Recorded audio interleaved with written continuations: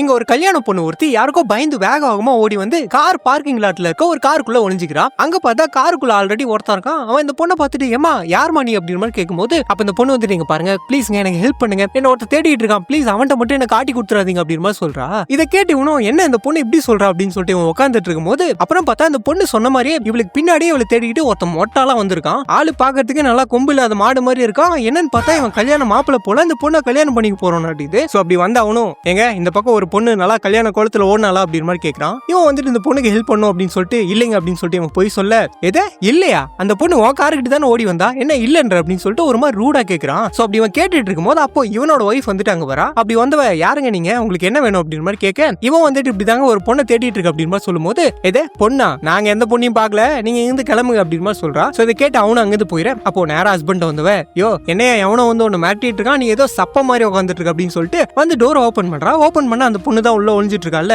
இவளை பார்த்துட்டு யோ யாரு அந்த பொண்ணு அப்படின்னு போது அதுவாமா இப்போ ஒரு பொண்ணு தேடி வந்தேன்னு சொன்னால அந்த பொண்ணு தான் இது ஹெல்ப் கேட்டு வந்திருக்காமா, அதான் ஹெல்ப் பண்ண அப்படின்னு சொல்லும்போது எது ஹெல்ப் பண்ணியா, என்னையா கண்டவளுக்கெல்லாம் ஹெல்ப் பண்ணிட்டு இருக்க, மனசுல என்ன மதர் தெரசான்னு நினைப்பா, முதல்ல அந்த பொண்ணு அடிச்சு வெட்டி அப்படின்னு சொல்றா.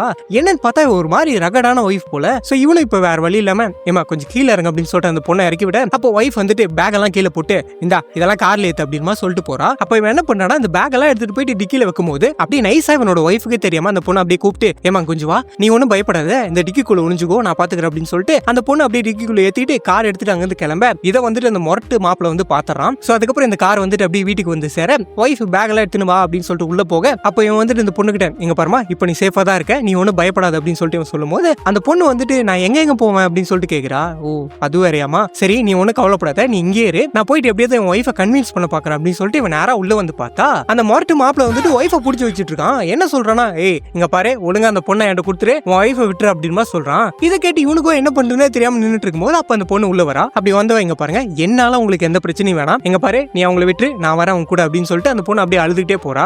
அப்படி வாடிச்செல்லாம் வலிக்கு அப்படின்னு சொல்லிட்டு அந்த பொண்ணு அவன் தள்ளிட்டு போக அப்போ ஒய்ஃப் வந்துட்டு யோ என்ன அவன் முடிய புடிச்சு மிரட்டிட்டு இருக்கா, நீ எதோ யோசிச்சுட்டு இருக்க அப்படின்ற மாதிரி கேட்க அப்போ இவன் வந்துட்டு இங்க பாருமா நான் அவளை காப்பாத்த போறேன் அப்படின்றான். எது காப்பாத்த போறியா, ஓ அவன் என்னோட கொஞ்சம் அழகா இருக்கா அப்படின்னு அவளை பார்த்து நீ மயங்கிட்டல அப்படின்னு மாதிரி கேட்கறா. ஆயிடுச்சு வாய மூடி இந்தாடி உன் ரிங்க நீயே வச்சுக்கோ, இதுக்கு மேல உன் கூட என்னால குப்பை கொட்ட முடியாது அப்படின்னு சொல்லிட்டு இவன் வெட்டிங் ரிங் எல்லாம் கழட்டி வச்சுட்டு வெளியே வந்தவன் வந்த வேகத்துல அந்த மொட்டை மாடோட மூஞ்சில ஒரே பஞ்சு, அவ்வளவுதான் அந்த மாடு அங்கேயே சரிஞ்சிருது. அப்போ அந்த பொண்ணு வந்துட்டு பார்த்துட்டு என்னங்க அடிச்சிட்டீங்க அப்படின்னு போது இங்க பாருமா